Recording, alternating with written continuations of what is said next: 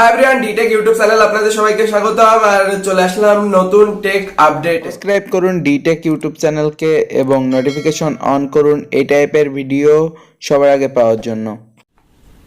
তো আজকে সর্বপ্রথম যে নিউজ সেটি হলো আইফোন মেরামত করতে লাগবে 51,000 টাকা। তো আপনার কাছে যদি একটি আইফোন 10XS ম্যাক্স অথবা 10XS অথবা 10R থেকে থাকে তো বিপদে পড়বেন বড়, কারণ যদি আপনার ফোনটি কখনো ভুল করে হাত থেকে পড়ে যায় অথবা এর সামনে অথবা পিছনের গ্লাস যদি ভেঙে যায় তো এটি ঠিক করতে লাগবে 51,000 টাকা।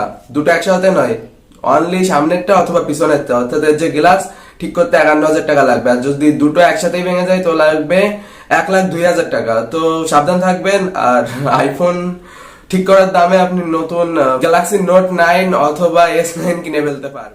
তারপর যে নিউজ সেটি হলো মাত্র 5 মিনিটে ফুল চার্জ হয়ে যাচ্ছে হুয়াওয়ে মেট 20। এই ডিভাইসটিতে রয়েছে কিরিন 980 প্রসেসর এবং তাছাড়া এই ফোনটি যথাক্রমে 3টি ভেরিয়েন্টে রয়েছে। ভয়েস রিকগনিশন প্রযুক্তির মাধ্যমে ব্যবহারকারীরা ভয়েসের মাধ্যমে সহজেই ফোনটিকে আনলক করতে পারবে। এছাড়া আঙুলের ছাপ এবং 3D ফেস আইডির মাধ্যমে ফোনটি আনলক করা যাবে। ফ্ল্যাগশিপ এই ডিভাইসে প্রসেসর হিসেবে ব্যবহার করা হয়েছে সর্বাধুনিক প্রযুক্তির চিপ কিরিন 980।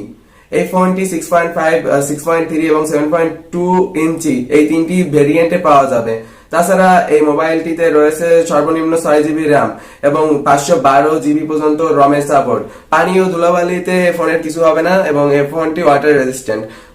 দেখা যাক ফোনটি কেমন হয়, বাংলাদেশে কবে আসবে এবং এর দাম ইন্ডিয়াতে খুব বেশি একটা না, 60-70 হাজার টাকা। তো সেই হিসেবে বাংলাদেশে 80,000, 90,000 এর ভিতরে এই ফোনটি পাওয়া যায়। তারপর যে নিউজ সেটি হলো ফোনের গতি কমানোর জন্য স্যামসাং এবং অ্যাপেলের জরিমানা।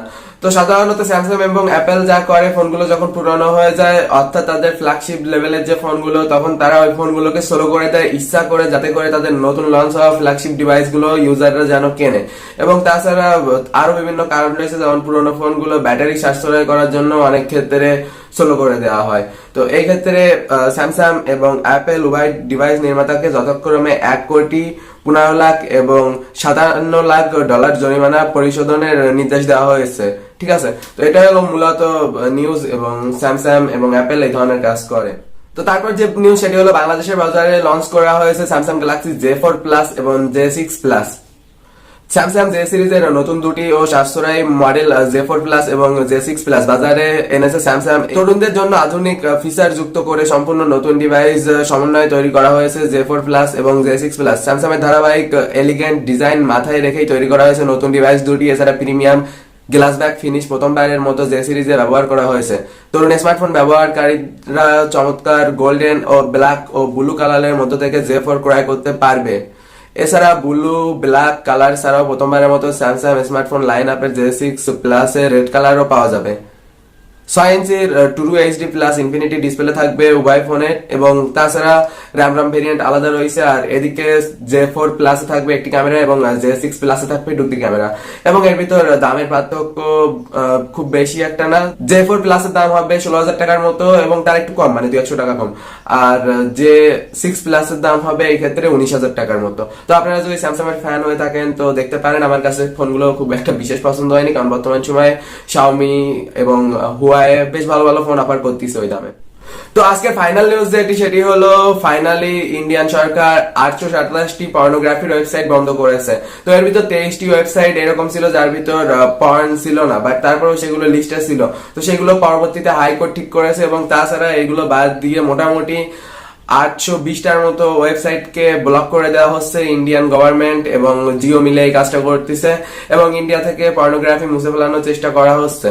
তো দেখা যাক কোথায় গিয়ে এটা শেষ হয় এবং কতদূর পর্যন্ত সরকার করতে পারে। তো পর্নোগ্রাফি আমি মনে করি এরকম একটা জিনিস যেটা খুব সহজে তো বের করা সম্ভব নয়, কারণ এটা আপনারা অনলাইন থেকে মেটালেও অফলাইন থেকে মেটাতে অনেক টাইম লাগবে, আবার অফলাইন থেকে মেটাতে আবার অনলাইনে চলে আসবে। একবার মেটাবেন আবার ইউজাররা পুনরায় আপলোড করে।